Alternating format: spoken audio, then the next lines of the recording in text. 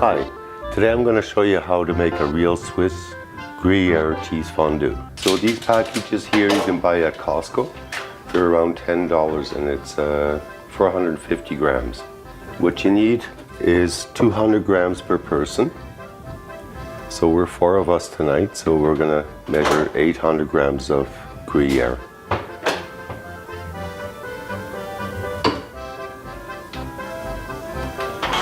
So what you want to do is grate the cheese because you don't want to put it in big chunks into the hot wine because it will take longer to melt. So now we need to take out our so-called cocklo. For now we'll take one big garlic clove, peel it, cut it in half. And then we'll rub the garlic in the pan. Next we'll peel some more garlic and cut it in small little pieces. All depending how much garlic you like. Like we like a lot of garlic in there, so I'll probably use about 8 cloves, which is actually quite a lot. So like I mentioned, we'll cut them in small little pieces and different sizes too.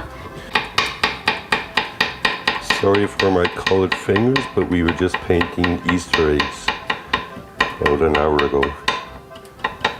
Okay, so now we'll put our garlic into the so-called cocklo, which is cut in different sizes. And you can see there's actually quite a lot of garlic, so you definitely don't want to go for an interview the next day. So next we'll get the white wine ready. You definitely want to use a dry white wine. And per person, it's 1 deciliter, like 100 milliliters. So we are 4 people, which means we're going to go with 400 milliliters.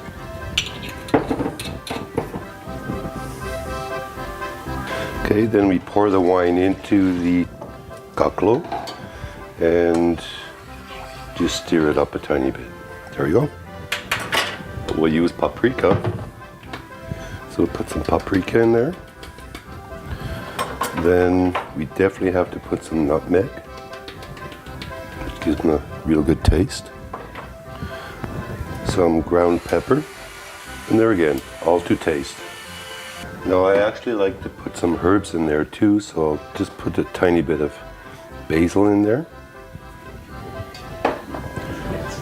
This can definitely be made without the herbs. I'll put some oregano and some Italian spice.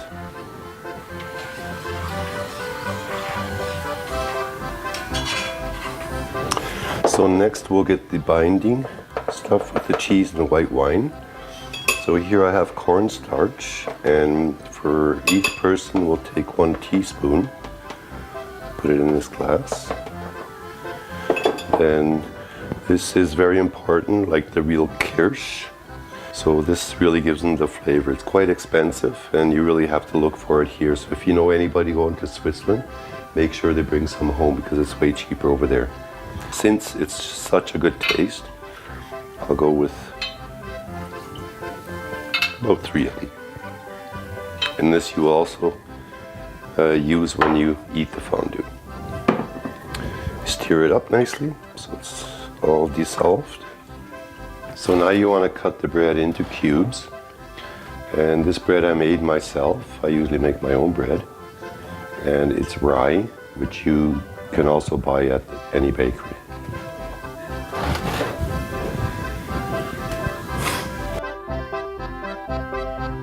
Then we'll get the burner ready. And this is fondue fuel.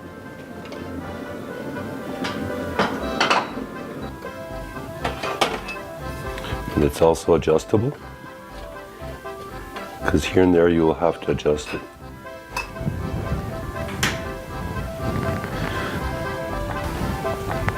So now that we have the white wine really nice and hot, we start putting in our cheese. And we sort of steer in a figure 8. just to get it nicely dissolved.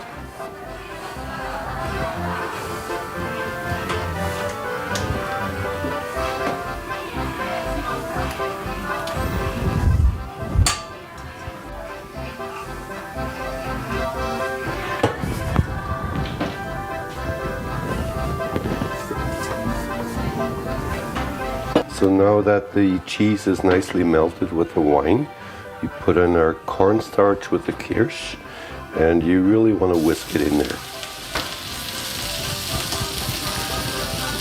This will bind the cheese and the white wine. Turn the heat up again.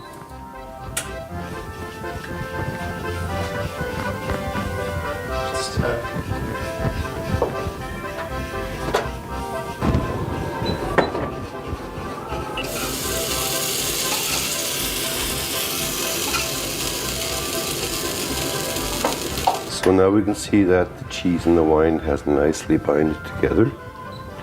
Turn the heat down a bit.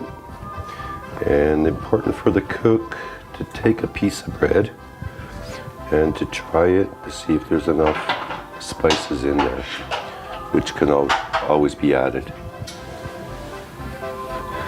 And make sure you don't burn yourself because it's pretty hot.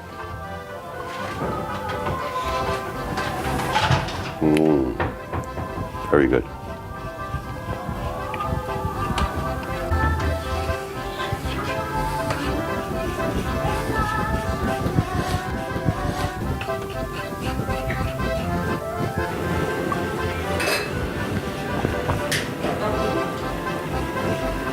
Okay, so now we're ready.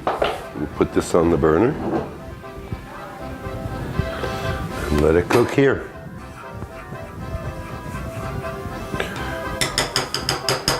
Ready to eat. Okay, so what we like to do is just tip your bread a little bit into the kirsch.